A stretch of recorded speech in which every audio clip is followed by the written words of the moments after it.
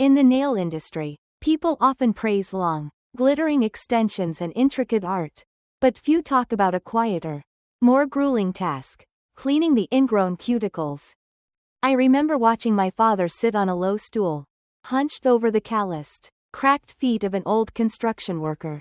The man's toenail was deeply ingrown, swollen from years of dust and heavy boots.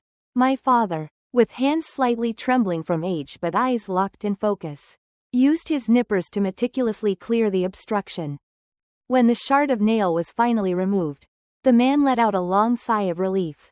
His face, once twisted in pain, relaxed as if a 1,000-pound weight had been lifted. He grasped my father's hand. "Thank you. Because of you, I can walk to work tomorrow." In that moment, I realized, cleaning cuticles isn't just about grooming, it's about healing. Now, when I hold the nippers in my hand, I am no longer hesitant to touch feet stained with the grime and scent of a hard day's work.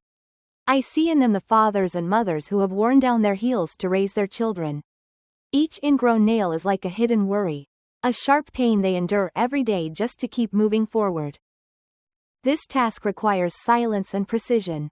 One slip causes pain, but without firmness, the customer's suffering persists. It's a lot like facing our own family struggles. Sometimes you have to face the pain head-on to find lasting relief.